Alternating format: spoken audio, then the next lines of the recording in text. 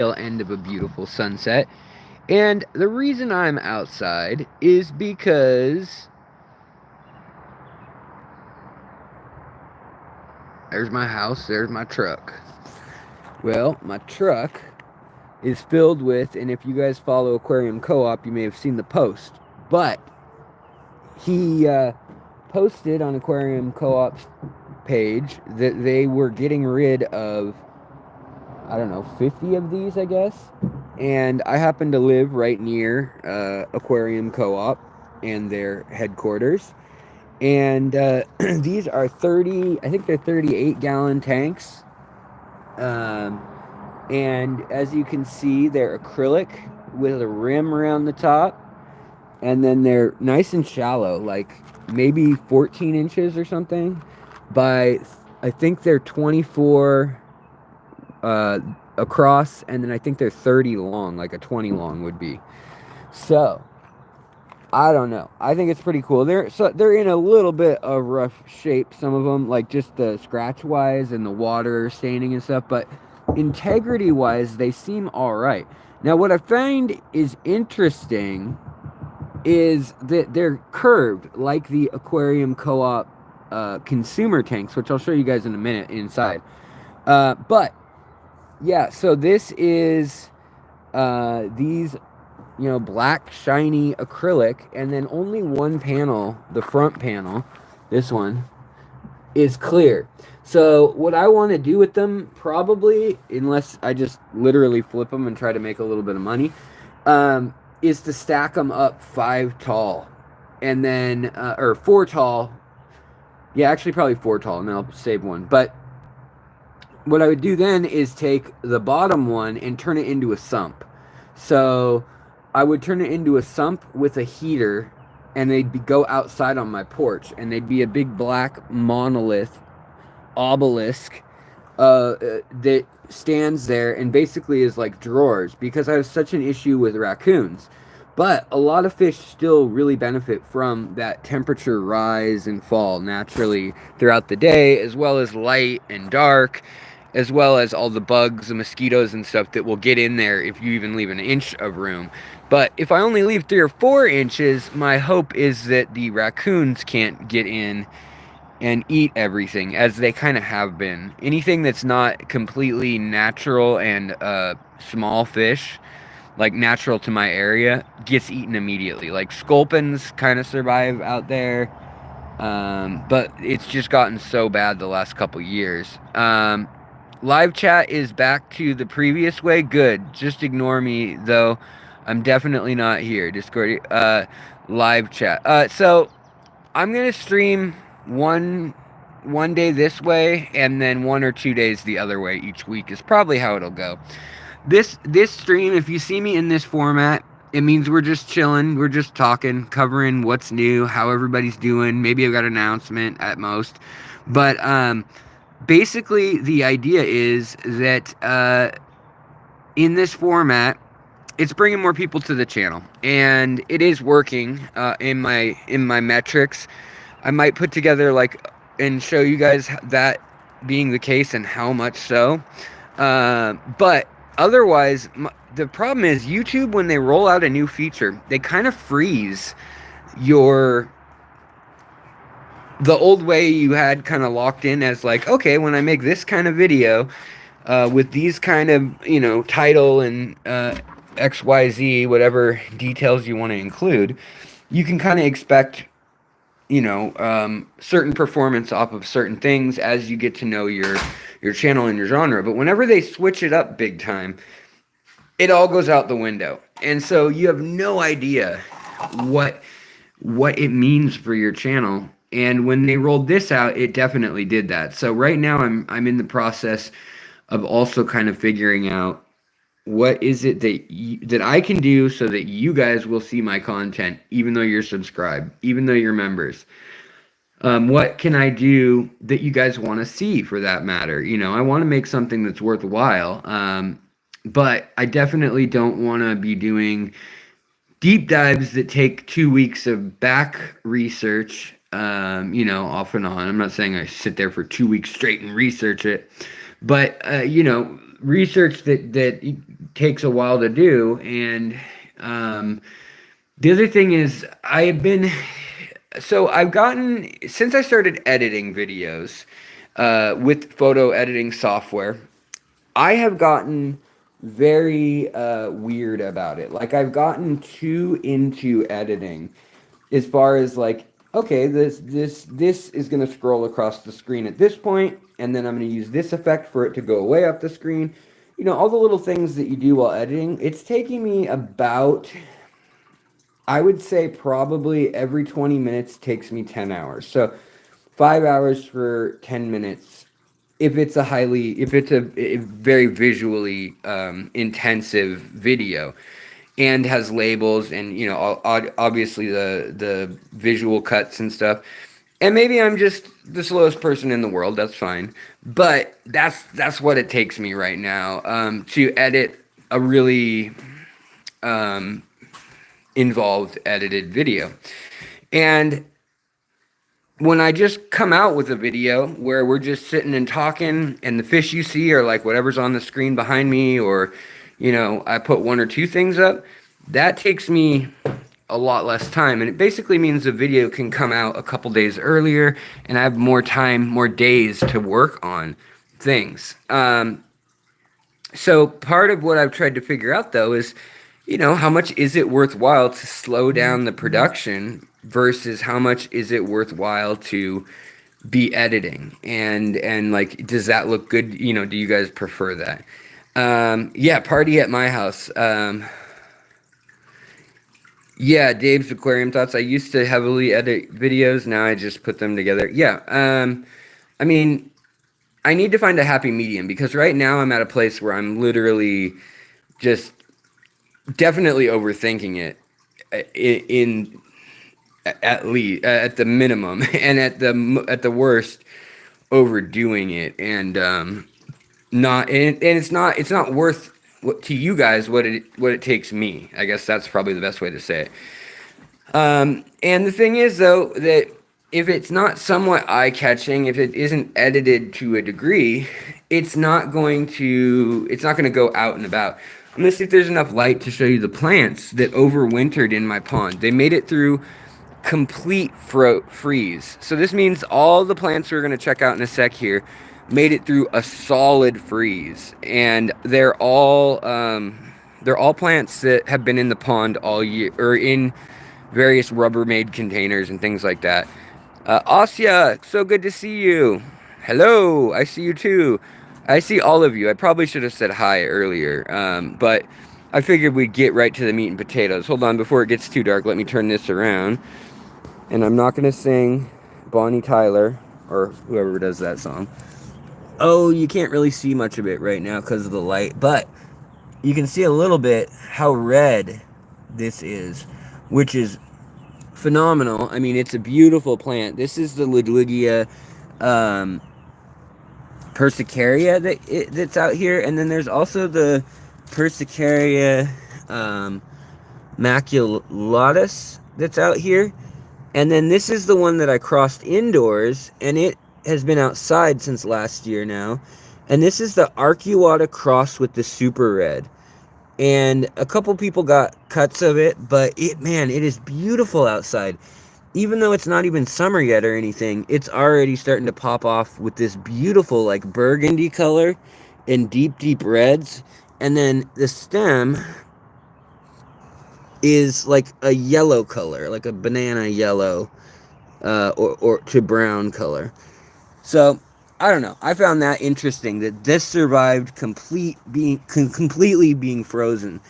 So did all the bacopas in here. You can see them starting to come to the top, and all the hygrophilas, they made it. And obviously duckweed is back with a vengeance. This is my big Daphnia pond. This thing, I can pull out quite a few Daphnia. And right now, see, we can see even in the buckets, because I'm trying to figure out how to miniaturize it. Ideally for folks who may not have a big house, just like my old place.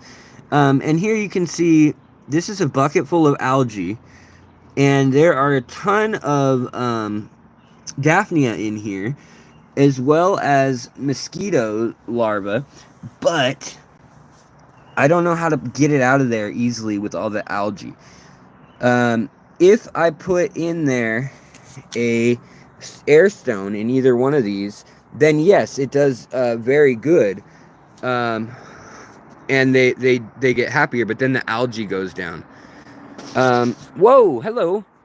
We got super chats coming in. Thank you, you guys. I really do appreciate that. Dave's aquarium thoughts. Thank you, my friend. Where is my hat? Let's get centered. And also let's get all the allergens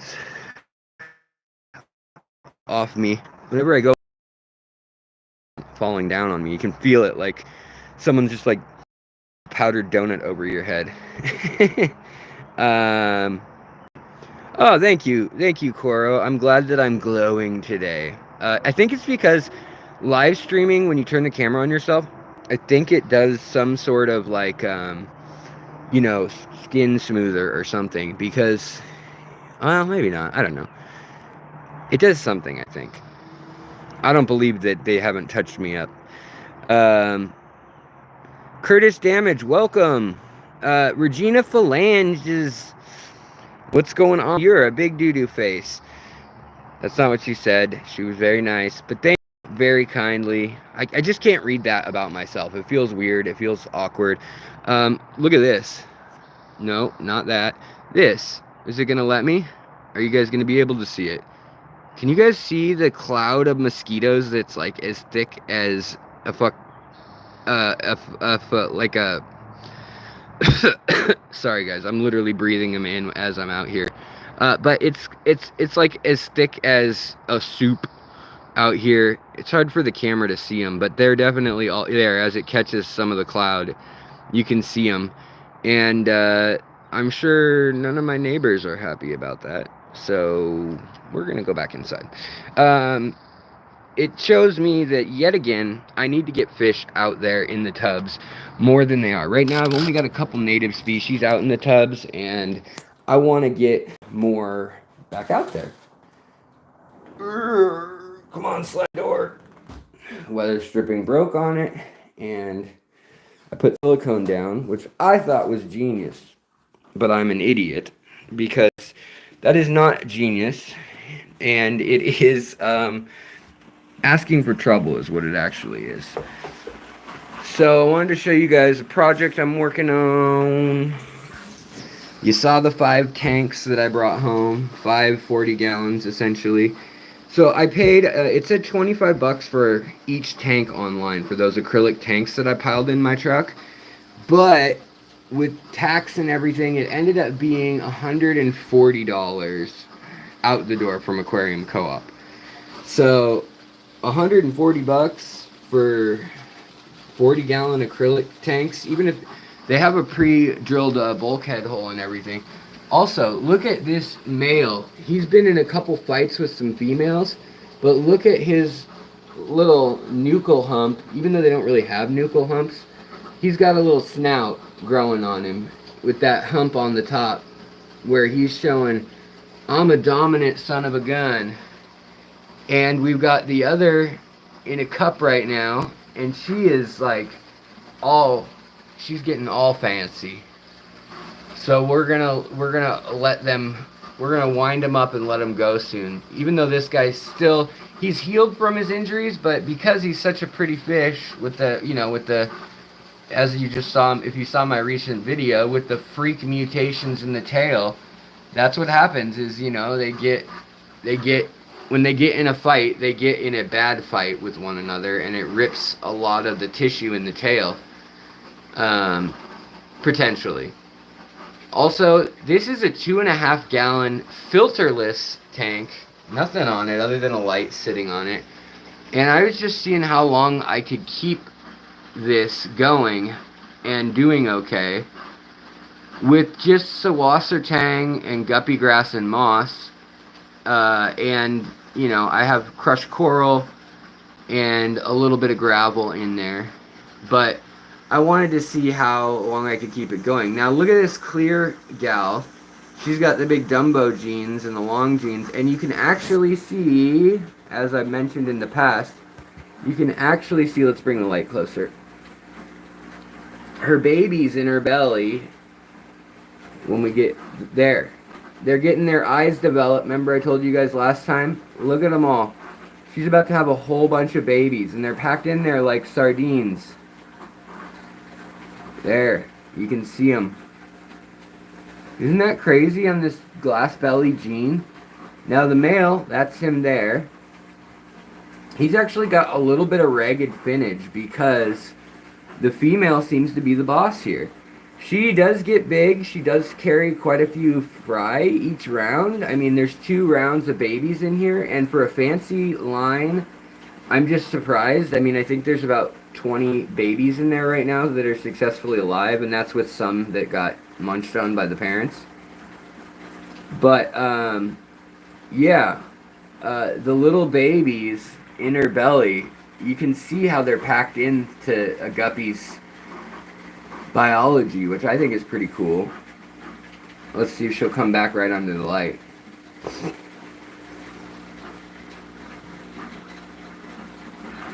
Come back.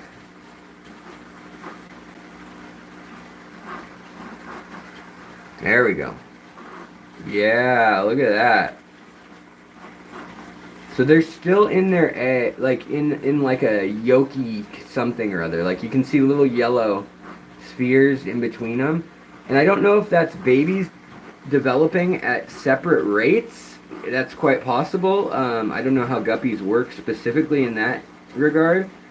Or if they are the yolks that the babies were surviving off of in the belly. And that's just what's left over as they deplenish those yolks. And she's going to hatch them out very soon.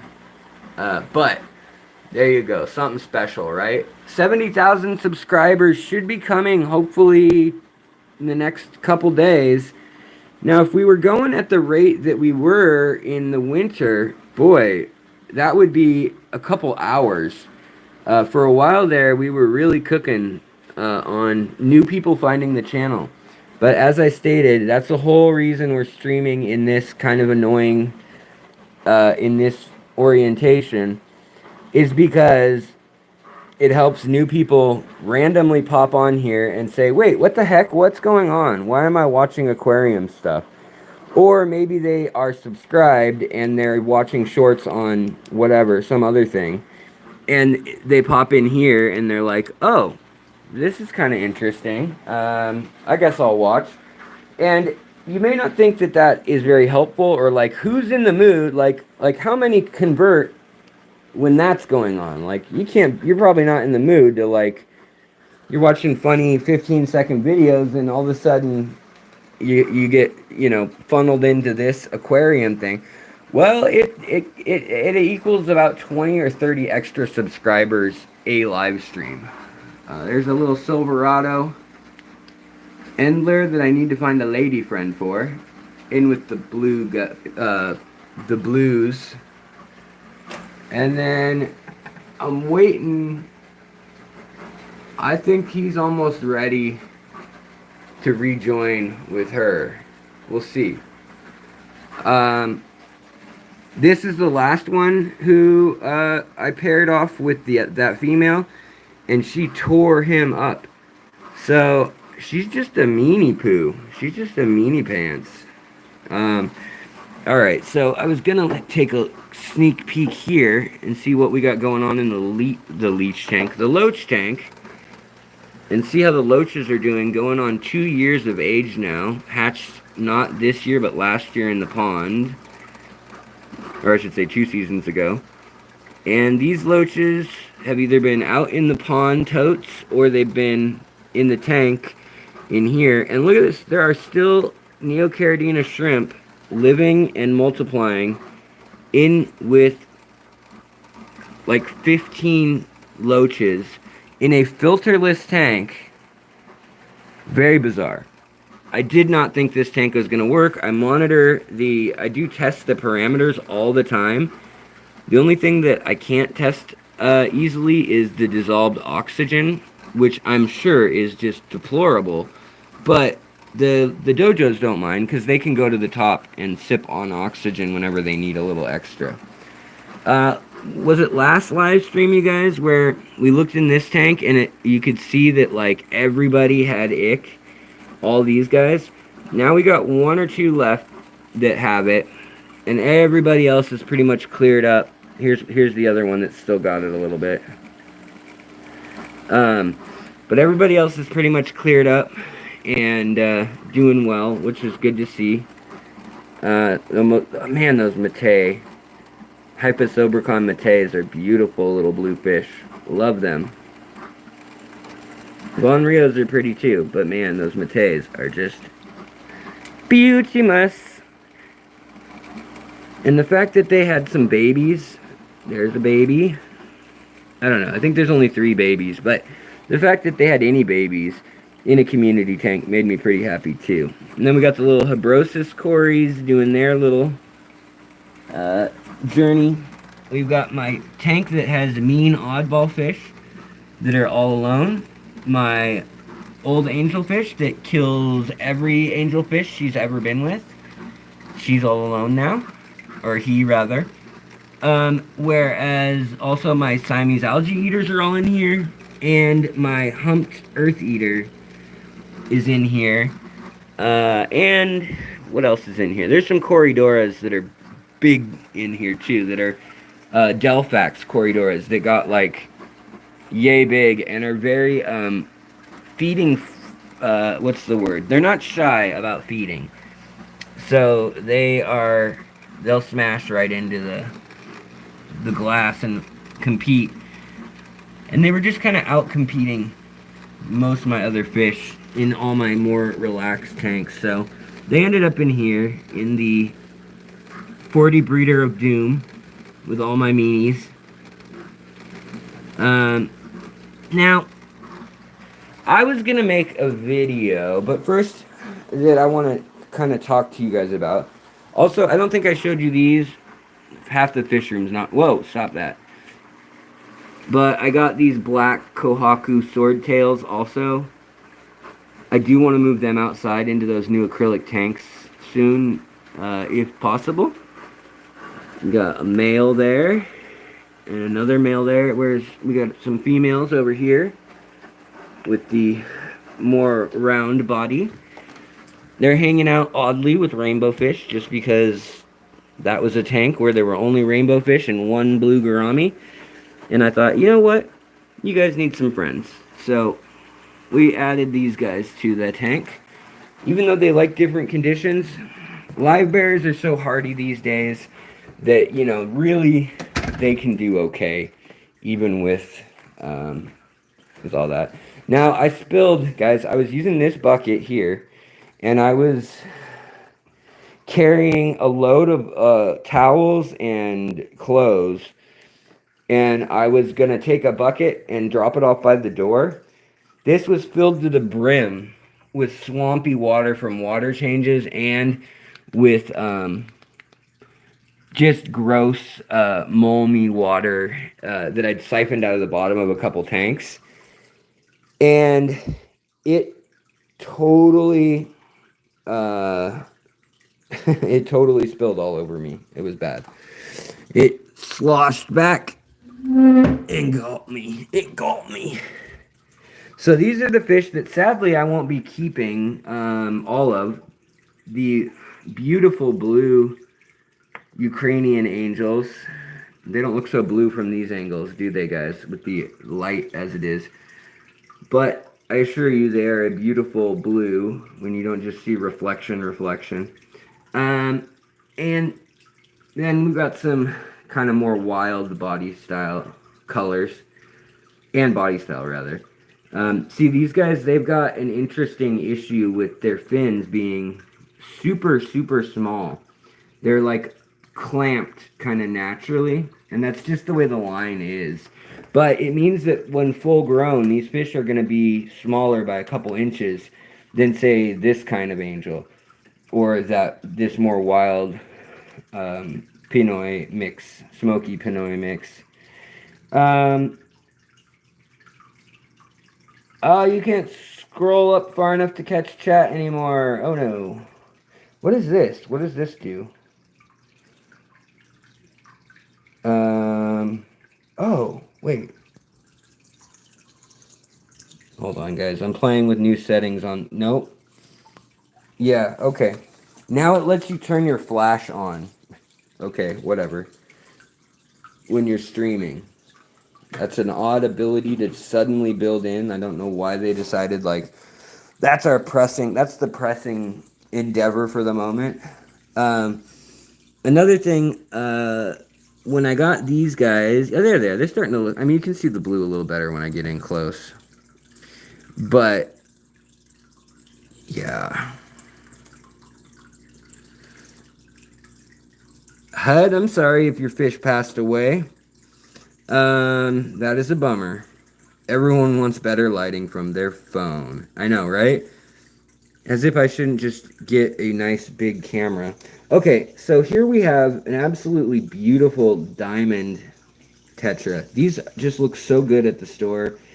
And I have a big announcement that is going to involve these fish with Ivan at Findig that I can't tell you guys the details on. But needless to say, even though this tank is very crowded with tetras and angels and pencilfish, I just had to get myself a school of 6 of these diamond tetras. So cheap, so underrated. The fact that you can get these for like $2 or $3.99 at local fish stores, and usually way cheaper at like a Petco or PetSmart type place if you want to risk figuring out quarantine and all that nonsense in a jig. Let's see here. Let's see how this fishy's doing. Let's see if any of the babies have been born of these rainbow crosses yet. I don't believe so. I think we're still looking at all blonde genes. Yep, here's the newest one. That's all blonde gene. I'm still waiting for the ladies to pick one of the rainbow sires instead of one of their blonde sires. AQMDV 2023, you have an angelfish planted tank, but not like mine. Well, you too, my friend, could have tanks as dirty and messy as mine if you let them go. No, if you planned with the substrate and the lighting, and then just kind of know what you're doing with the fish in a general sort of way, it's amazing what you can do. Now, this tank is going to right now currently grow algae like crazy because this is a 50-gallon system, and right now it's sitting at probably, I don't know, 40-gallon, 42-gallon system, but it is, I cut this much, all this shrubbery stuff,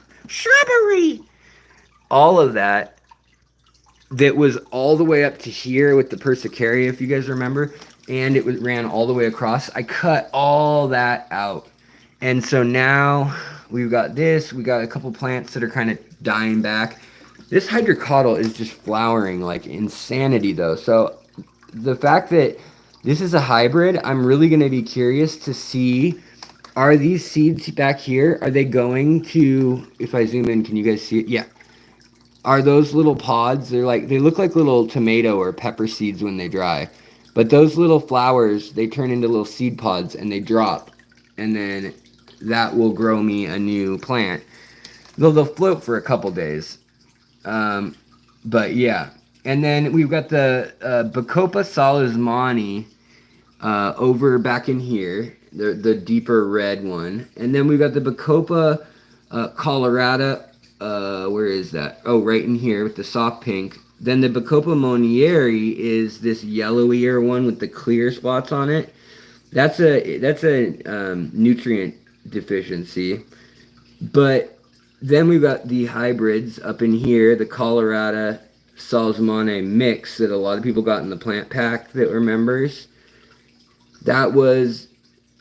It's looking pretty good. This is, since I cut it, this is the new growth, okay? So this is, what 2 weeks? And you can see the green where it's coming out new, and it's already come up three or four sets of leaves. That's how quick it grows. Now, if you make it stretch, you know, plants like to work for their growth. So you can see how skinny this one is down below, but up top, it's reaching for all of the light it can get, and it's making big leaves up top. When you do that, you can get some crazy growth. You won't get as good a color or consistency, but same within the back here. You can see those bacopas. Those leaves are monstrous compared to the ones here that are under really strong light, getting all that they need. They don't need to stretch out or anything. So yeah, just kind of an interesting little side tangent. Um,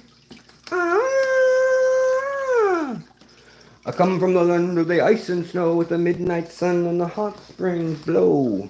Oh, what I was going to show you guys again, stop, Bone, was that this tank, even though it's glass, is made the same way that Corey custom made all the aquarium co-op warehouse tanks, with this interesting beveled curve on them, which I guess is supposed to be the front, I think. Yeah, because then I guess you pack in other tanks. I'm just surprised it's not on every side or no sides, you know? And the other thing is it makes this one piece of glass all the way around. And it's a rimless tank, but it's not really. Like, it's missing the bottom, and I'm very curious, if you rip this plastic frame off the bottom, would it still hold together like a rimless tank? I've got the whole setup here that I've been meaning to do. But you know how I get sidetracked with 18 other tank plans. But I've been wondering, would it hold up? Like, that's the whole thing you pay more money for. Oftentimes, that hat is just so hot. I'm sweaty. Took a shower earlier, and my hair was wet, and I put it under my hat, and it still hasn't dried. It's been like 12 hours. Um, but yeah, so would it work as a rimless even without the bracing at the bottom? Or is it in fact a deceptive rimless? And I also have, why do I have so many layers on you guys? I blame you all for this. Um, and the fact that I can't get them off. That's all you two. We got 2 layers of coats. Always gray. My wife was like, you need to get some color in your wardrobe. And I was like, I don't spend money on clothing. And she's like, well, I'm going to buy you some colorful clothing. And I was like, you're going to buy me a new hoodie? And I was like, cool, can I have tie-dye? And she was like, no. My crawfish refuses to allow plants to take root. Floating plants is only in her community. Yeah, John, that is very common with them crayfish. Them crayfish, them eels, sometimes loaches and cichlids. They definitely don't like to play by the rules that plants, need to live. How about gray? Yeah. I don't know. I've always just liked gray. I'm not quite as dark and goth as black all the time, but I'll wear gray all the time. I tend to make a mess too. Like, I tend to just break things and spill things and eat things that don't make it into my mouth. Well, I don't eat them, but um, I attempt to eat them. And um, pick up things and fiddle with them, like these glasses from the future. Now, all the bald fish tubers are jealous of you, Alex. Yeah, they should be. No, I'm actually a little worried. Look at that. I think that's a receding hairline, guys. I don't know. I'm pushing 40. I don't know. I don't know. Yeah, there's some color in my wardrobe. I own a lot of black and I own a lot of tie-dye. Um, to be real nerd, wear camo. I should wear tie-dye camo just to throw everyone off. Like, what am I trying to blend into? A hippie party? Um, Jeff Kane, what's up? Lady Rorschach, what's up? Book Mouse! I love that name. Just the idea of like a book mouse sounds so cute. Even though if I had a mouse that like its predominant trait was that it hung out in my books, I would not be happy. It would be a flat mouse pretty quickly, or at least let go outside. I should come to Ohio. I would freaking love to come to Ohio. My wife is from Ohio. My wife is out of town for a week right now. That's why I have 5 new 40-gallon tanks sitting outside that I started to stream with. Um, yeah. So if you need one of those and they all sold out, Mr. Seth, come to Yellowknife. Yes, man, you are out there on the horizon. Um, Yellowknife, man, that is blows my mind every time I talk to you, Seth. The fact that you are up in that far north, you're like in the middle of nowhere for real. Might as well be Zanzibar. Um, Ohio Fish Rescue. Yeah, I've never been there. I'd definitely like to check out what they got going on. Um, you know, I don't know if I should even say it, but I'm gonna because I always have no filter when it comes to these things. But, it seems like they've had a little bit of drama, and whether it was like them and Joey having some drama or whatever, like, the thing is, you can have drama, and it might not be your fault. But when you have like 4 or 5 dramas, or even just more than one or two, then it kind of says like maybe you're the drama. And I'd be a little afraid of that like there could be something that would develop there. And maybe just by saying that, I jinx the situation. But no, I would love to see the fish there. Like, that is what I would love to do. They have such an incredible, like, access to some incredible species that no one ever gets to see really in the hobby. And people shouldn't have in the hobby for that matter. But they're taken care of, which I think is fantastic. Um, and I kind of wish too that they had more content about like each fish, like a 10-minute video about the fish. Because usually, like, the content's about like moving an aquarium or like improvements on a pond or feeding stuff. Like, I don't know, it just doesn't get super in depth. And I really would like to know more about a lot of those really unique fish. Like what health problems do some of those weird morphs they have? Like some of the, like platinum or albino, uh, whatever, gar and stuff. Just wild stuff that they've got going on there. I'd love a more scientific rundown of that. Uh, but, you know, not everybody's a big old dorky face like me. And maybe nobody would watch their channel anymore. And that's why they definitely shouldn't take channel advice from me.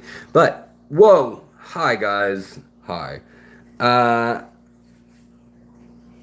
the other thing, well, what did David's...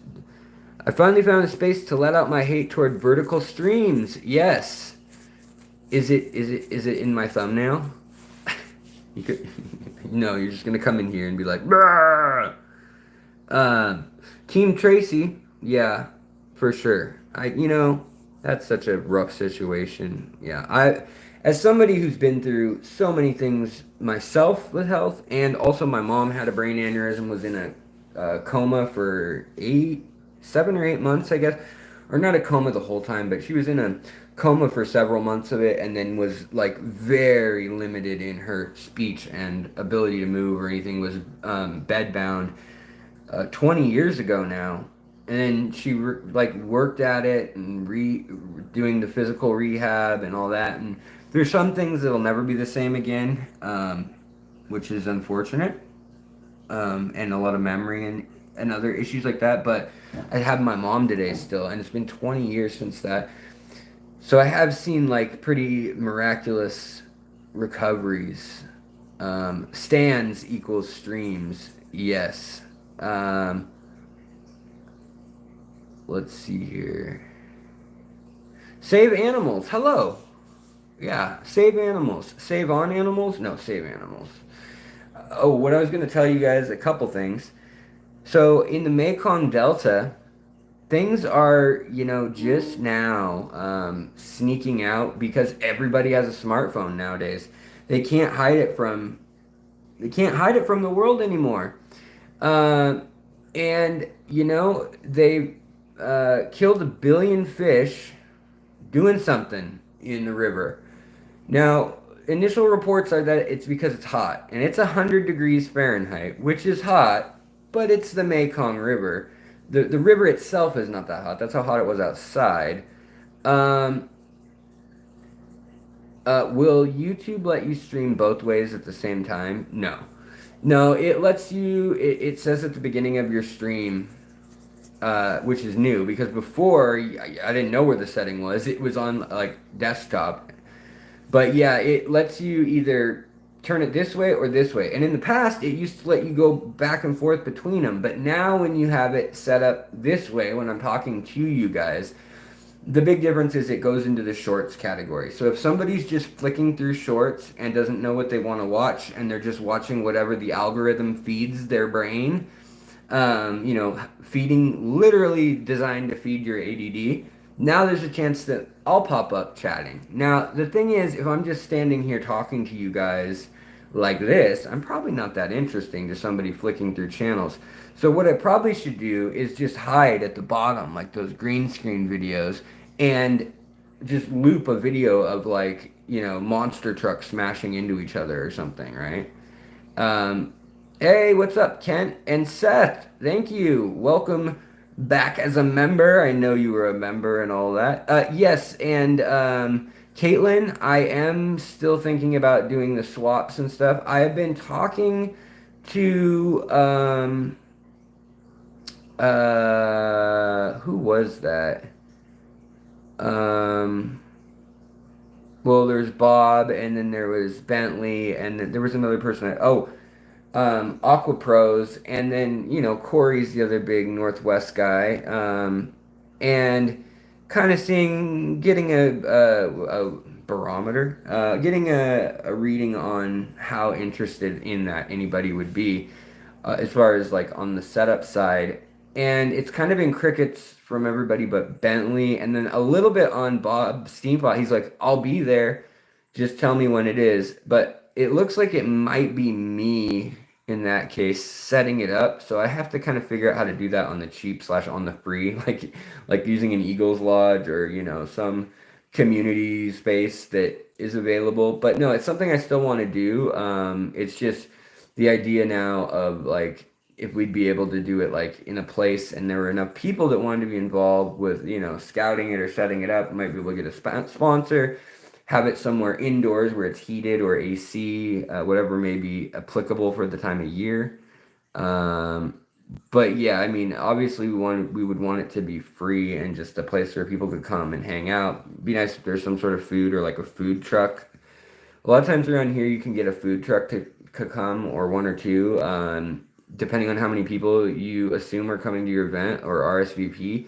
Like they'll send out 1 to 3, and it's kind of cool. Like, because they make their money, and then there's food at the event. So there's a couple different things I'm looking at, and then also kind of trying to figure out where it would be in Washington, because the South Sound can kind of go to Portland events if they really want to, if they're anywhere Tacoma South. But the North Sound literally has nowhere to go other than Seattle's club. But there's nowhere to go for events, obviously, other than Canada. And you're not going to go cross the border to go to a fish meetup or a fish event most of the time, unless it's going to be like stuff that you really want. But yeah, being that we are the little corner up in the map of the country, we're just so far from any other big metro areas. So fish swaps and stuff are not really at all part of the culture here, as much as like we have a club that brings in speakers, and we have a good club in Seattle, but our members range as far as people who come from Idaho to come every month, even though that's like a 6-hour drive. So people don't realize how far Washington is from everything else. Like the only thing semi-close, obviously, would be Spokane, which is about 4.5 or 5 hours away, depending on how fast you drive. And then Portland, which is 3 hours away to 5 hours away, depending on traffic. It can be a 2.5 hour drive if there's no traffic. Um, let's see here. Let's see that.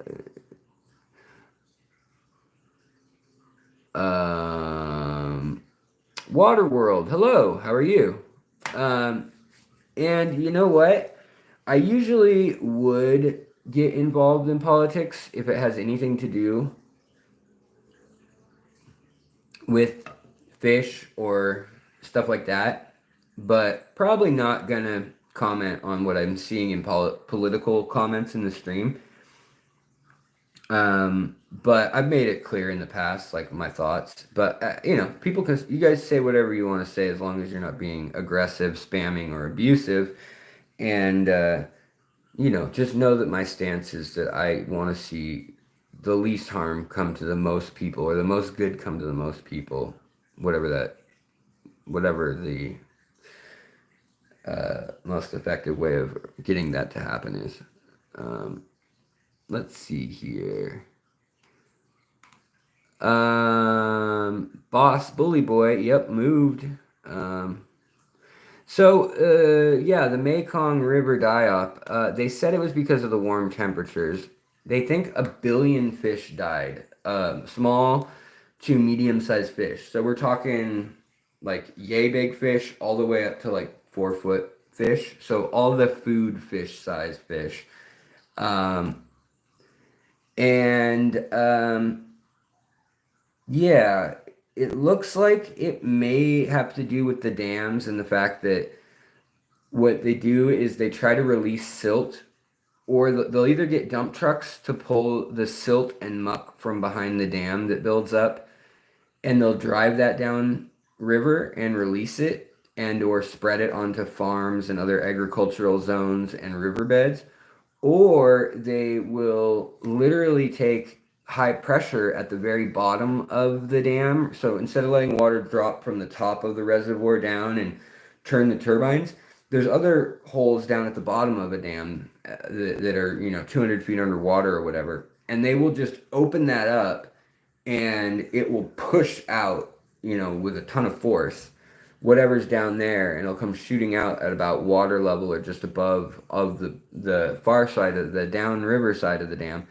And they do that, and then there's this deluge of really mucky, low oxygen, maybe high in ammonia stuff that's great for plants once it's settled, terrible for fish when they just release a big blast of that.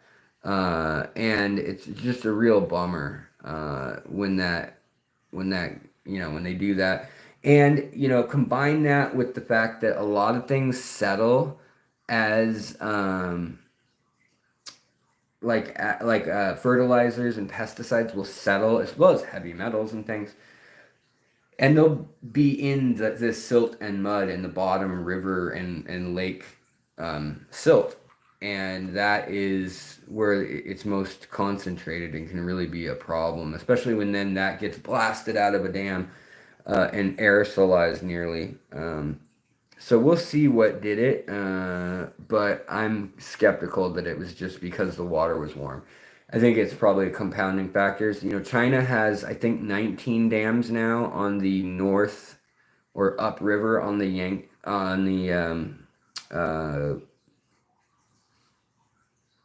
I just said it, guys. I know it.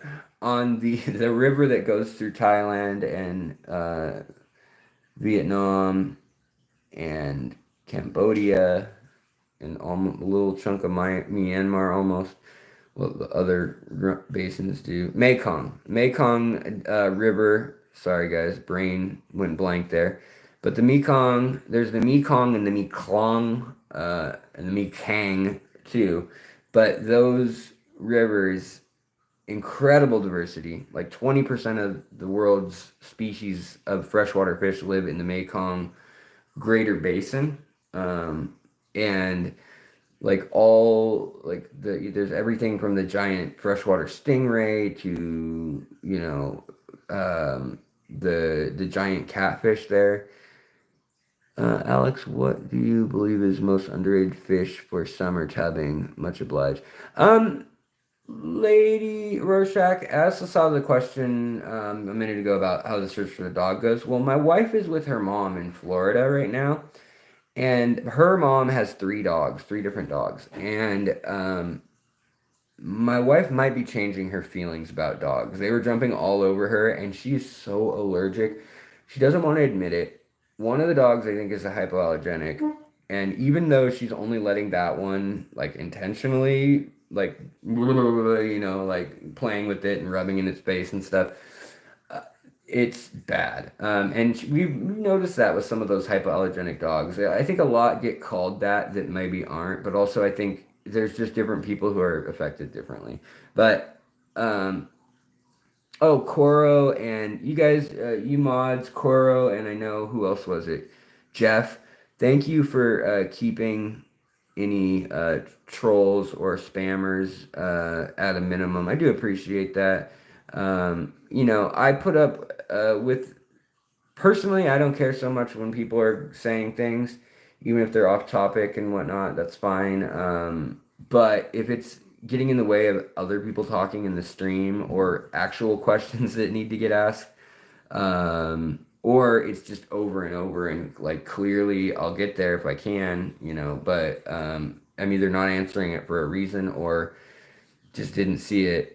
You post it calmly another 30 seconds or a minute later. You don't need to like all caps post, that stuff. So I appreciate you guys for keeping things, for tapping the trolls and just kind of keeping that thing in line. I don't mean to call everyone a troll if you're in the band corner right now. Things maybe just got a little crazy. But I've been thinking about doing a video on the Mekong and how China is choking it, like quite intentionally too. They don't want the downriver countries to have the prosperity in agriculture or in hydroelectric power because there's not enough of a drop off in those other countries either. Um, but what they're doing to it is literally killing the fish in the river. Not to mention overfishing is. Not to mention economic policies that force people to fish and or poach. That's another huge part of the problem that a lot of people think is boring or think has nothing to do with it. And people will tell me about this channel like, "Oh, I didn't think I'd like fish and economics," or "Fish and or in politics. That's stupid. That has nothing to do with one another." And it's like, actually, that's probably one of the biggest factors that has something to do with like if you're going to be able to access the fish you like or not, or if they're going to exist even at all down the road. Let's see here. Let me turn this back around. And that's why I don't mind talking about politics and stuff, but like, I don't want to turn against each other. Like, I feel like we can also objectively say that like this is going on which is causing that, or this happened which likely impacted this in some way. And that's a way you can say, like China building those dams. I'm not saying that out of opinion. I'm saying that that's part of their national security, part of their strategy as a country is to be able to control the rivers and the agricultural output, all of that stuff in the immediate area around them. The U.S. has similar aims, but my point is, that river, it's having a lot of unintended consequences on the fish, and somebody needs to take notice, and it's very unlikely that the advent of bringing electricity in some cases to say 500,000, or not 500,000, but rather 500,000,000 people that live in the Mekong basin, a lot of them don't have electricity or even running water at their house still. And while that's less common today, I mean, it is still a reality for a lot of areas. Man, I just love those diamond tetras tonight. They just look so happy. Um, but yeah, it's very interesting how that can have an impact.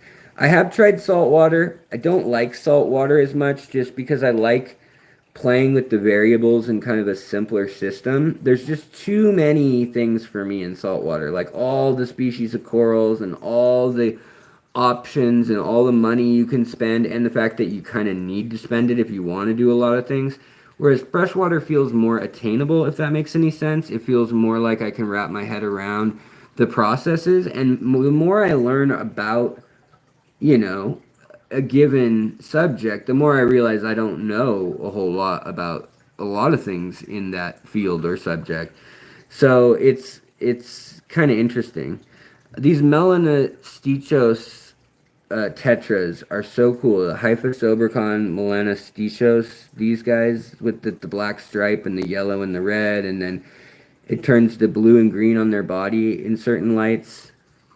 So cool. I got them at Moonlight Aquatics. I think he still has them, and I still have a discount for him, obviously. Um, I believe in June he's getting more plecos and a number of other kind of rare fish back in. But right now they're back again to politics. There is a strike going on in Brazil. It has to do with shipping companies and things. Not to mention in Colombia and Peru right now, the government has been like, no, we're not shipping any fish right now because you guys have been poaching too much and overfishing, and we need to give the fish a break. So they're doing a break on any harvesting right now. Look how thin these fins are. It makes me a little worried that like there's a nutrition issue, but I think it's just the breed. Um, so we'll see. Um, but yeah, the fish just can't catch a break lately in world and climate issues, and I'm not climate, but you know, their local climate, whatever that may be. I wouldn't. Let's see here. Ba ba ba ba ba ba. Savage critters. Yeah, I don't know. I still have mixed feelings about zoos, Are they a good thing? Are they a bad thing? I think the way most zoos have shifted is a good direction, and that it's more conservation. They're not keeping the big animals and things that just don't have room to exist, essentially, in a zoo properly, and they clearly get depressed and want, more stimulation and more interaction and stuff. But I do have to say that, like, I would not be so obsessed and devote my life to nature and fish and ecology and animals as a whole if it weren't for aquariums. Zoos, sorry. Aquariums too, but zoos really, as a kid, I was so excited to go to the zoo. In fact, I got asked when I was 13 if I wanted. My mom had to go work in LA, and we live in Seattle. And she asked, "Do you want to go down to Disneyland and play at Disneyland and go on all the rides, yada yada, or would you like to go to San Diego Zoo?" And that was a no-brainer for me. I don't even know why my parents asked. I think they asked because my mom wanted to go to Disneyland. But yeah, so for my 13th birthday, my family went on our first ever trip together out of state. Other than, okay, we go camping in Idaho or Montana when I was a kid in like a trailer. Like if we could get there in my dad's 1970 Chevy pickup without AC and on those dumb acrylic or vinyl, that's what it was, vinyl seats, then yeah, we'd go. But we never got to go anywhere like Hawaii or a cruise or anything like that. We didn't go on a single vacation like that till I was in my 20s. And then my parents were like, "Oh, now we're gonna go to Spain and China," which I am glad. I'm glad they should travel the world. But I didn't get much world traveling done until I was 18 and on my own. Nor did I get much traveling in the country done, really. It was pretty. I mean, and to be fair, Washington is a beautiful state. Outside, you can. Oh, Tanner had a question that I might have missed. Let's see. Where did it go?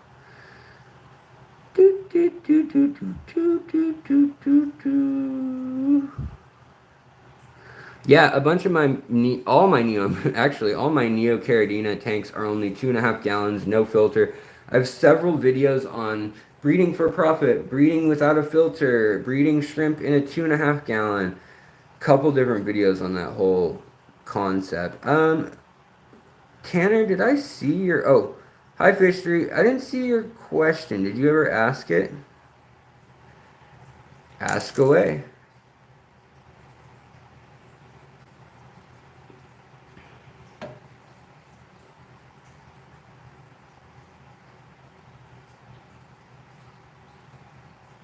Ah, shucks, you guys are being too nice. Um, yeah, that's true, Melissa. Too. A lot of the zoos here do a lot of conservation work, which is great. I agree. Um, so I had a question that I was gonna ask too, which I'm kind of, maybe I'll make a post about this, but I'm feeling stuck because I think I told you guys at the beginning of the stream. I'm feeling like I don't know. I don't know what to put my energy towards. Like you guys who are in the chat, I love you guys being here. You're active. I know you guys watch the videos and the live streams and we chat and I see you in the comments. So you're not who I worry about. There's 70,000 people in the community in theory that I just hope are getting the option to watch. That's what I stress about.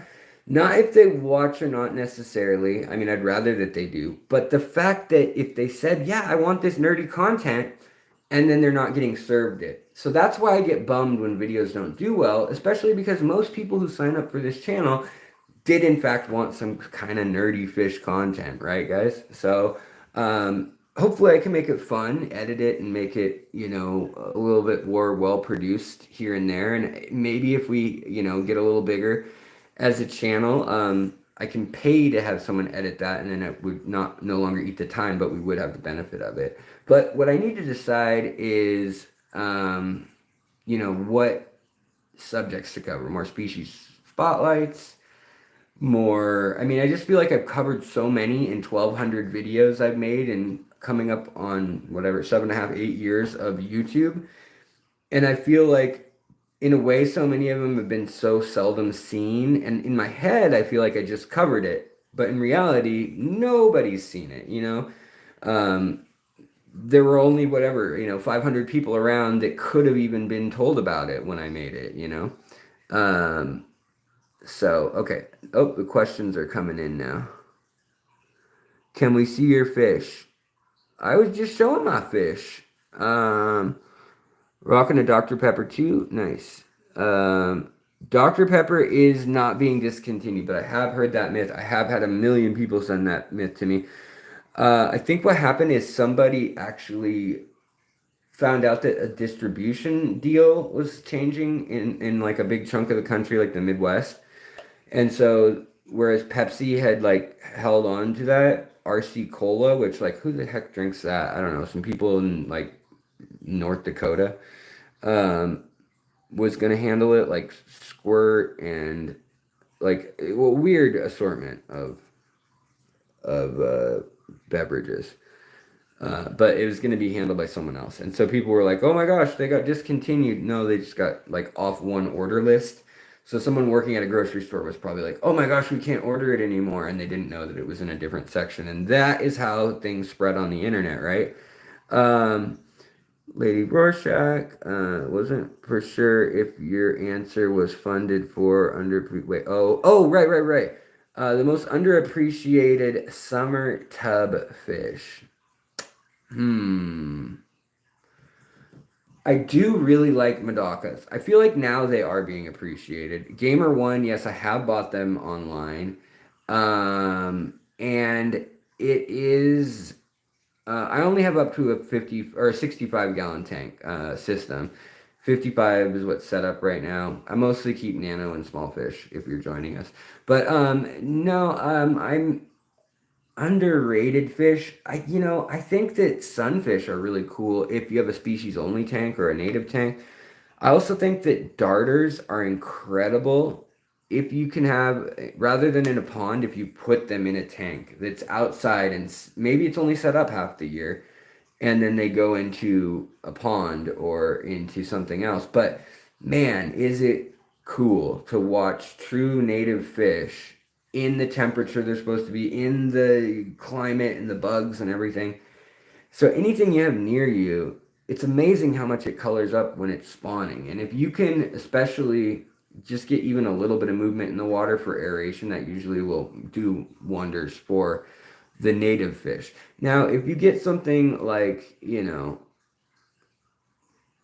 gouramis or bettas, you can raise those outside too if you live somewhere warm enough in the summer. The whole southern U.S., east coast of the U.S., pretty much. 4 or 5 months out of the year, you can do okay there. But where I'm at in Washington, you don't really want to keep that warm of fish outside. So I would say Radnocentris ornatus are another really underrated one that can do really well in cold, or down to pretty cold. Yeah.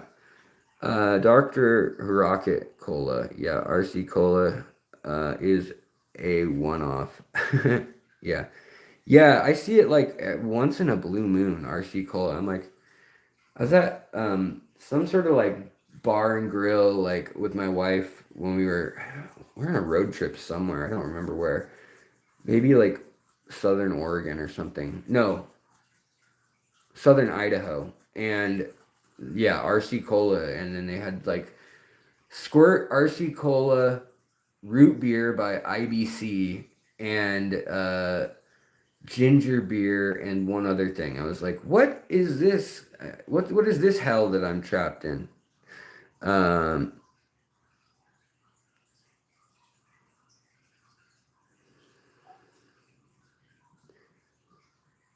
Ooh, a South Texas native tank. Man, you could do a lot of cool stuff with that. Rio Grande species, pretty awesome. I mean, you could even go with like the blind cave tetras, and you could make like an underground section that's open in the front to the glass, like a gopher hole cut that's cut right down the center, so that you could see a cave. Be kind of fun to stock it with like, and just make sure you have like water exchange going all the way around, but have one section that's underground and in the dark that you can see with like a light or something, and you can flick on a light. Oh man, that'd be a cool tank to set up. And then have the normal tetras above, out open in the water. But also, there's the Texas fire mouths, there's the different shiners, and there's a small trout, what's it called? The Gila trout. Um, there's quite a few different things. There's some killifish and topwater fish from the Gulf Coast of Texas that are pretty cool too. Ripped fins on a betta. That's a really good question. It really depends on the severity. Now, if you think about it in the wild, a betta has fins that are yay, let's say yay big, and that runs along the back and maybe the tail like another yay big. So in the wild, the worst that rip's gonna be is like maybe this much, like a tear, and it could get infected anywhere along there, or it could get fungus or rot or whatever. Now, when we breed a half moon or full moon, whatever, any sort of these long bettas fins, not only are there fins where there weren't fins sometimes, like where there's just like crazy Dumbo fins, but also it goes all the way around in some cases, and it has all these opportunities to break. And not only is that opportunities for infection, for break, and all that, it's harder on their immune system, which is more screwed up because we've inbred them because all we cared about was looks in those big flouncy varieties. Now, bettas are interesting because they were bred. They're one of the very, very, very few fish that were actually bred to be hardy, to not die when you put them in your backpack and go hike over to your buddy's village and then put them in a bowl together and have them still wrestle. And back in the day, it wasn't about having one kill the other one necessarily. It was about how long they would keep being aggressive, and as soon as the other one would go and whimper and turn tail and go into the corner of the bowl, that was usually the end in most cases of the gambling. When that changed was in the 1750s, when the Germans, the English, the French, the Portuguese, all these sailors started coming in from all around the world, and in different cities, all in that area from Hong Kong, Macau, down to like Bangkok and Singapore, all through there, all along the Strait of Malacca as well. It all became controlled by colonial powers, and there were outposts built and like overseas colonies, and the beginning of colonialization era kind of starts going on, and the drunken all men environment, out to make money, pirates. I mean, some of it's stereotypes, but some of it is pretty hardcore and roughneck history. And that vibe was obliged by the locals. You know, they don't care.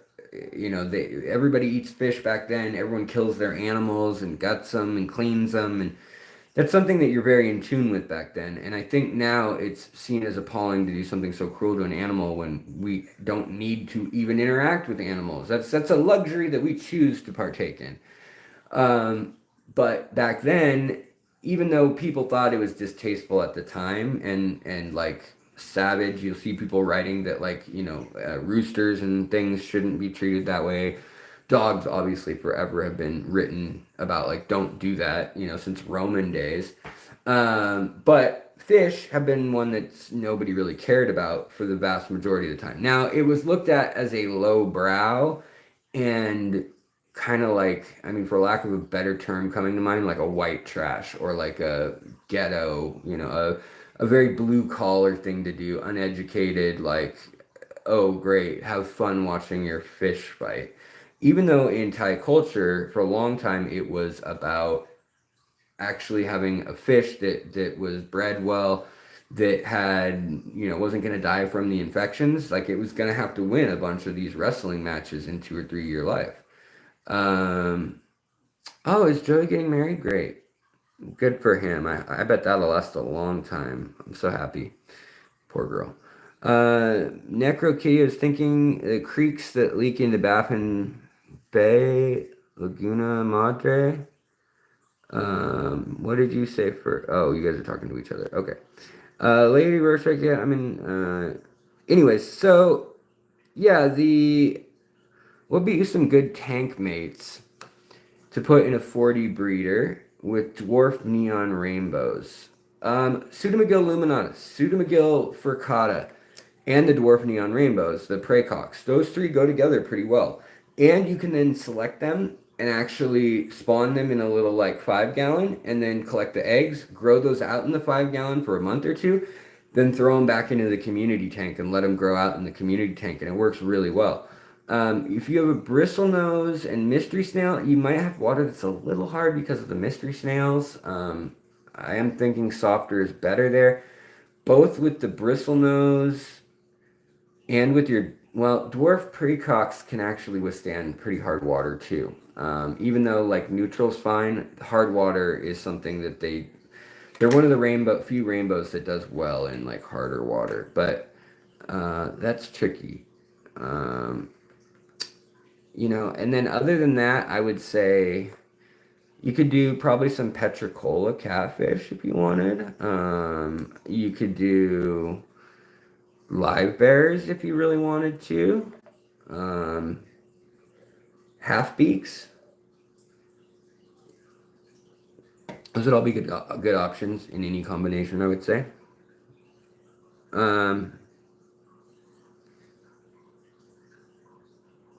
Ohio native tank, definitely a cool tank to do. Silver Creek Aquatics does a lot of really cool stuff with native fish from out that way. There's a lot of other people also that in NANFA, in the Native North American Native Fish Association, that have some really neat stuff. Are you going to make a cave fish tank? That would be pretty cool. I might. Yeah, I was thinking about it actually. In my new tank that I have, that's the 65-gallon tall. I'm still debating what to do. I'm like, well, it worked for discus, and I've never kept discus, and I'd like to. And my wife wants me to. But at the same time, I'm like, yeah, what am I gonna do with discus though? Like, really, they're kind of pretty, but they're kind of like prima donnas, and they need everything really hot, and then probably something will happen. They'll probably lose a discus, and everyone's gonna notice because it's a really pretty fish that has personality as a cichlid. So if I just had a whole tank full of little cave cichlids, that they're all boring little plain tan, silver, clear colored fish, no one's gonna know the wiser when I accidentally kill them all. No, just kidding. I'm kidding about the accidentally killing them all, as if I would ever lie about that. You guys know I'll make a video about it when it happens. But I do think about that. I do think like, man, I'm not gonna ever have a big puffer because I don't want to hear it if I mess that up. Let's see here. Oh, House of Pisces. Remember I told you my plan for a scud colony in the canister filter of the turtles. Turns out the experiment was a fail. Turtle poo versus scud was no fun. Oh, was a no, but fun to try. Yeah, okay. Well, that makes sense. I mean, I guess it's in a turtle filter, it might be even more silty than normal filter. Plus the flow. Usually flow equals oxygen, and I thought that might be okay, but I don't know if maybe they can't handle flow 24/7 either. The scuds, maybe they need to rest sometimes. I don't know. Sunny, GNC, let's see. How far am I from from being live? Screw it, we'll do it live. Oh, I'm not that far, yay.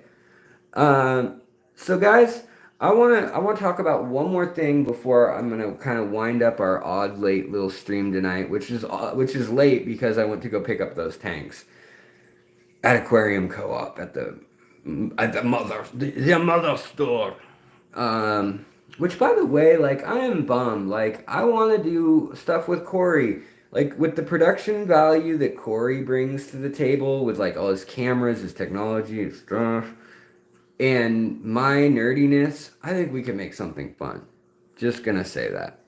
But I probably can't make him much money. So probably, yeah, I don't know. But, I just thought I'd throw that out there. If anybody's like some big Aquarium Co-op fan. Like, it is weird that we live in the same town. I go shop at his shop all the time. And then that we don't like have our paths cross fortuitously. And same goes for any other creator in the area. I'd like to get together with more of them, but it's kind of, fish keeping is kind of a solitary hobby too. And so a lot of people get burnt out on the internet, and then the last thing they want to do is spend their real, like, intimate time, friend time with more YouTube or fish stuff. So I get that too. But, Bob, Steamfot, and Bentley, Pasco, hopefully they'll at least want to do something, get together for a swap. I think that'd be awesome because, I appreciate both their content and their prowess for keeping fish. Let's see here. So what I was going to say was before I leave, I'm thinking about making a video, and I don't know that I'm going to. I don't know. It feels kind of clickbaity. And you guys are going to get a sneak preview of my thoughts here. But people making videos about saving bettas, it's driving me freaking nuts. And I don't want to like throw any friends under the bus who've made that video, who are YouTubers who mean well. I am not going to Aquachar. They didn't invite me. They kept saying, hey dude, you want to come speak? A year and a half ago. And I was like, I would love to. You get me there and I will waive any fees or whatever. I would, just get me there from Seattle. I get that that's expensive to fly. Even though they offer to fly and house, everyone at these events. But, that's usually my deal is I'll donate my speaking fee back to clubs a lot of times. And I'll say that, and then I just didn't hear from him, and then I messaged two of the people, including one of the actual creator, Sean, the funder of it, I guess, and was like, hey, what's up? And he's like, I'm really busy right now, sorry I never got back to you, I'll talk to you ASAP. That was the last I heard about a year ago, and I just didn't want to bug him. But yeah, I'm a little bit bummed that we didn't do more. Um, and that therefore I'm not probably going just because it's expensive to like pay to go something like that and pay for the hotel. And if you get a rental car, especially like if I go somewhere, I'm gonna want to go fish collecting, and then I'll want to stay an extra day or two. Then you either have to find like a rental car or a hotel or a friend, or like there's other logistics, food and everything, and it just ends up, and it's time that you're not doing things you need to take care of at home and so forth. But we'll see. Maybe. Kermit Sniper. Yes. Kermit Sniper. Hey there, Kermit the Frog here. He's hanging out in my chat. And he needs a little bit of attention. No, now I'm turning into like, what's that voice going into? I started to choke it off a little too much. Somewhere we'll find it. The rainbow connection. The lovers, the dreamers, and me. La la la la la la la. Ooh. So, Melissa, you're getting exactly at what I was. Nature's Way, welcome. Um, Comment to and just subscribe. Right on, Kermit Sniper. Welcome aboard. So, hello, Kermit the Frog here. Do I look like Kermit? Maybe I get two eyes here. Like, hello, Kermit the Frog here. But Alex, keep your brain going on one thing. This is what happens when I'm excited. My wife's been gone. I've been home alone all day, other than when running some errands. And so I've been reading quietly to myself, listening to maybe a podcast, and listening to behavioral economics while I'm reading about two different fish species that I'm researching for possible videos. And my brain, when I come to be social, just goes, "Rah!" I want to talk about everything, and then I can't even focus on one thing. But my Belgium, Erna, welcome. Greetings. Belgium, what would we have? Stroopwafel? What was I going to say, though? My brain just totally washed over blank. Melissa, I got it again. Thank you. So,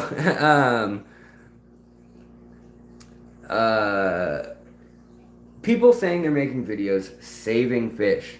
They go and get a goldfish, or they go and get a betta, and it's like in a tank or not even a tank, it's in a cup at PetSmart. And they're like, oh my gosh, we got to get it out of here. This is so cruel. And they do a little lecture about how awesome they are and like how, no, they don't. They mean well. They do a little lecture about how we got to save this fish. They don't take care of it. Tell them that you think it's wrong and they need more room to swim. And they kind of like do a little PSA. And then they like go and pay for it and take it home and like save it. And then they show it like, it's like all in a 30-second clip, but it's like, look, he's doing great. Look at his fins, how much better they are. He's not near death. Yay. I saved the fish. When really we need some mofos that are like kicking in the door with a duffel bag and the shiesty mask, and they're like, give me all your bettas, and they just, stiff arm the betta shelf into a duffel bag, take those home and take care of those. That, not that I'm advocating that, allegedly, but that would be rescuing a betta. And simply going and buying bettas at terrible shops is the worst freaking thing you can do. Yeah, I do read books frequently, Kaylor, yeah. But, yeah, I think we need like a Dead President's movie on bettas where they go and like, yeah. But no, it was just, yeah, kind of interesting. Because I did make a short. Should I admit that? I shouldn't be admitting this live. let's just say I worked something out with an employee at a store that I definitely know their management was not cool with. They were the manager at the store, and they were literally like, I feel terrible. If you can do better than we are, which is going to be throwing them in the trash in 2 hours behind the store in that blue dumpster that usually is locked, but it's not going to be tonight, then please, do your thing. And I did make a short about that. Then I was like, oh man, it's freaking crime. And YouTube already got strikes against me and stuff, and people are jerky about that stuff. But I wanted to like put that on and then be like, this is how you really save a beta. It's like, and if you really want to screw them over, steal it because then they lose money. And putting it out on display, they're actively losing money on it.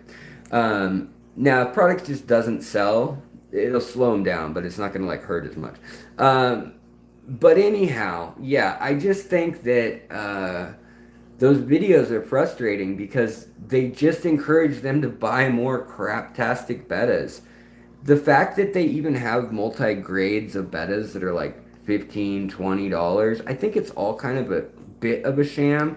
There is a difference, but like there's like the $3 beta, which there's like a wholesale beta that's like under $1, and then there's a wholesale beta that's like $5 to $10, and then it's a big jump up into like really nice betas, and you're not going to find those at stores that are, unless it's a mom and pop store that's real cool.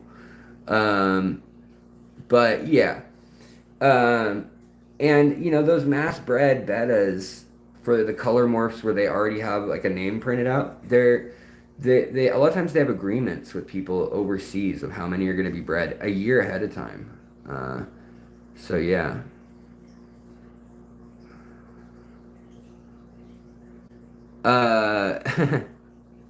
Savage Critter says, my mom said if you understand how inventory works, you steal all the fish, the inventory goes to zero, and the system orders more automatically. So, I agree. But my point was that if all of a sudden they realize none actually sold and they just ordered like $50 more fish. But that's the thing is, I'm trying to say the markup is so high, it doesn't matter if they don't even care when they're dying because of their doing. So they really don't care that much, like I said, about stealing or anything. But the point is, when you buy them, that's the big lever on the incentive. If they die, if they get stolen, if they don't get bought and they just exist in the store forever, those three outcomes don't matter so much as the buying because they're only $1 or maybe with everything invested, care, shipping, packaging, let's say like at best maybe $4 or something goes into those, and then they're going for and that's the ones that are going for 20 or $30, the fancy ones. So you buy one, you just paid for however many more. So yeah, the big problem is buying them. Even if you buy one to rescue it, quote unquote, because you feel bad, that's just making the problem way worse. But yeah, I would agree that there is definitely an element to that. And I know you guys shouldn't steal. You shouldn't do anything that is going to get you in trouble or be immoral. The other thing that I was going to say is allegedly in Minecraft. I like that one. Paulo Marcondes Machado. Hello. Late to the show here, Alex. Just curious, what is the demographics of my subscribers, age, country, etc.? 51% of my viewers are in the U.S. Another 25% are in countries, including the UK that speak English. UK, New Zealand, Australia. They don't count India in that for some reason, even though it's like the biggest English-speaking country in the world. And then, that counts like Belize and Costa Rica, kind of like that. There's some weird ones on the list that count as English. But then another 25% or it's more like 20% is other English speakers, and then 30%, that last 30% is a little bit of everywhere, but I would say out of that, I see a lot of Singapore, Hong Kong, a little bit of Japan, not a whole lot. They've got their own fish culture. A little bit of Germany, France, Italy, and the Netherlands. The Netherlands, I do notice quite a bit, or at least they're more vocal. And for demographics, according to YouTube, most of y'all have a higher level education, some college, it says at least, and most of y'all are between the ages of 30 and 50, which is not like most fish channels. Most fish channels, the age skew is lower, and so does the education, and so does the male female ratio. It tends to be like 90-95% male, and like 10 to 5% female a lot of times.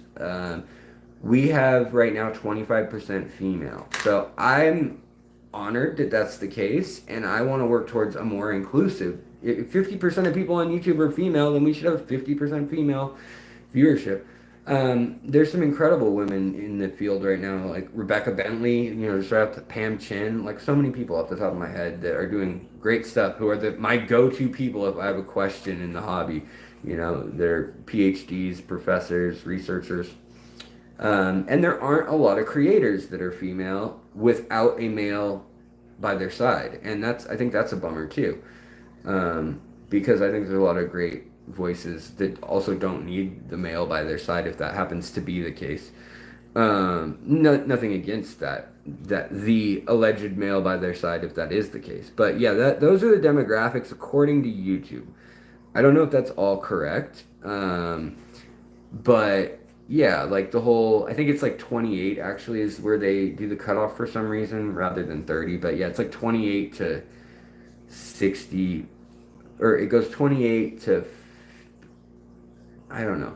My next biggest category, let me tell you this. My next biggest category after people that are like about 30 to 50, it then goes to baby boomers, then it goes to Gen Z. And people under 20, it's like less than 0.5% supposedly. But I bet a lot of kids lie about their age, so I don't know. I happen to be 37 and male, so I mean, what does that mean there? 8 years of college, yeah, there you go. I technically did 6 years of college. I did 2 of them in high school though, but I have a master's and 2 undergrad degrees. And I'm not currently disabled, but I qualify for it because of my lupus and because of the back being broken in 5 places a couple years ago, and the traumatic brain injury. The traumatic brain injury is probably the thing that's screwing me up the most long run, but it's doing, I do okay as long as I get my rest before I do my stream. I do okay. Zoe says, as a female, I prefer listening to males. Girl voices are annoying. I don't know. It depends. I mean, it totally depends. But I would listen to, like, let's say, what's her name? Somebody's going to call it. They're going to know who I'm talking about already before I even say it. But the chick from Her, or from... She's got that raspy voice. I can't think of her name. I'd listen to her talk, though. We got a 43-year-old. We got a 1.5-year-old, just Joe. I'm sure that's correct. Danikin, what up, buddy? How you doing, Kenny? Yeah, a lot of people don't realize that I'm, like, coming up on 40, unfortunately. They, like, hear me talking. They're like, wow, you got the medical problems of, like, an 80-year-old. My wife is 10 years older, and we joke that she married an older man because, yeah, like, my health went to hell when we got married. Oh, Kenny, 43 months of support. Holy smokes, look at that. There's a man who doesn't lose his debit card and who renews his membership. Man, I love you. I love you, buddy. Thank you, Kenny. You're also the King Slayer. King of DIY. Scarlett Johansson. Thank you, Kayla. I could listen to her. My wife hates her voice, but I think it might just be because, she's pretty and stuff. But I tend to like the girls with the raspier voice if I had to listen to, like, a book on tape or something. Like listening to Jane Goodall now. That's fine. But yeah, I don't like the younger, more nasally voices. But I also don't like super energetic, nasally voices of any sort. Like like the YouTube and well, more the TikTok now, but it's the YouTube short or like, hey, let me get your attention, the sham wow kind of thing. That voice just grades on my soul. Amy Winehouse, yes, I would love to listen to her tell me about fish in a audiobook. Too bad she's gone.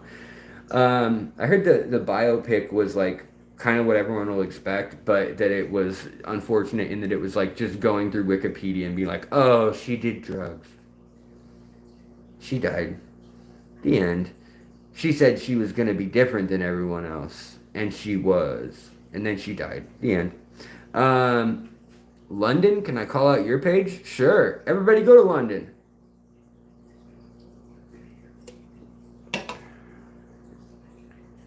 Um, just turned 70. Otis.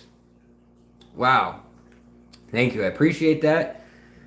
I'll take your advice. You know, we got a lot of close friends in here that are quite a bit older than me. You know, we got a lot of people. Actually, there's a good amount of kind of baby boomer generation that's like right in that 70 to 76 or so range. Kind of the older. Well, that's not even the older baby. Yeah, I guess. Yeah, okay, we'll call it the older baby boomers.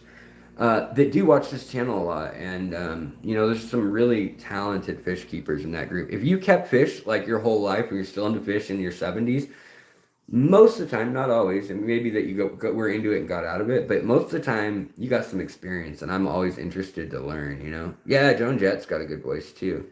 Natasha Leone, yeah, I don't like the whole. Probably because my mom's a Jewish mother, but the whole like Jewish twang that she puts on in some roles, I don't like. But I do love her, her raspiness, her raspy. Um, can you say happy birthday to TJ? Yeah, I can. Happy birthday, TJ. Happy birthday, TJ. Happy birthday, TJ. Happy birthday, TJ. I bet you'd be happier if you were a fish. Olay. Um, White Woman 59. That sounds like a white zombie song. White Woman 59. Yeah. Oh. Yeah, actually you're right. Wait, born in 81, so am I technically a millennial or Gen X? You're technically right on the edge. I am right on the edge of millennial and Gen X culture too. I am, you know, right in the middle of the 80s, so technically I'm solid. 78 is the cutoff, but like they set that based on the baby boomers, and then after the fact, sociologists have looked at it and they've been like, yeah, but what's kind of more the cutoff is like the Cold War. And if you were a teenager and already like out and like doing things on your own, when the Cold War ended, quote, you know, when the curtain fell, they consider if you were anything over like 14 or so, then that more solidly should be like Gen X. Um,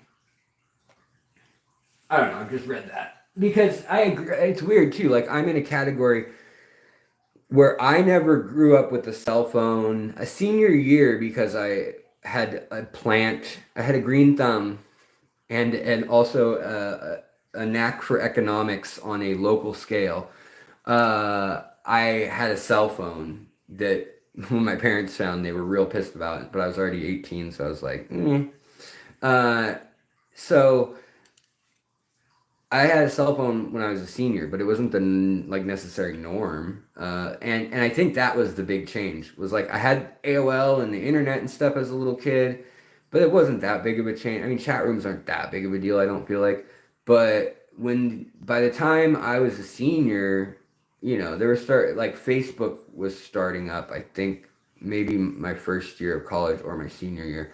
But I feel like that's really what split the generations right there. Is like if you grew up with social media through all of your teenage years and cell phones and that stuff, and you know, MP3 players rather than CDs, like if you didn't have analog stuff as a semi-adult or as an adult, then in my mind, that's Gen X and older, you know. I feel like that's where the split should be. But, Ba ba ba ba ba ba ba. You had two cans on a string in the 50s. Yeah, exactly. I had party lines on the phone when I was a kid. I had to dial the phone all the way around and then let go and watch it spin. Um, you had your first phone at 16. Well, I mean, like, could you have were phones a common thing? I guess that's the more important thing. Sure, there's probably plenty of parents who are like, you can't have a phone um, until you're 18 or whatever. But for me, my first phone was one of those Nokia ones that had Snake on it. And it was, I think, I want to say it was like $79 a month or something. And that got me like 200 text messages and like 400 minutes or something. And I thought I was balling with that. Um, yes, the phone was connected to the wall growing up. Same here. Well, we had one that wasn't for a little while, and then my dad got mad and was like, F this phone, because he'd go around one corner of our house where the hot water heater was, and the phone would always cut out. So then he got rid of that by throwing it at the wall. Floppy disks. Yeah, I like me some floppy disks. Let's just say my uncle taught me when I was a teenager to code in Java original and HTML original. And we were using like, we were playing Doom and Duke Nukem not long after. Uh, yeah, we had a black and white TV at my house too forever. Like we had one like once LCD screens had come out. We had one of those crazy like thick TVs, which now I've been looking for one because I want to pull the lens out of it and make one of those death rays. If you guys know what I'm talking about, you can melt rock with it. Pretty cool. Vincent says Angie Harmon. I can't think of who that is, but I'm gonna have to now wonder and look it up. Uh, First game was Myst. Oh, the original Myst. Yeah, that's pretty sweet. Um,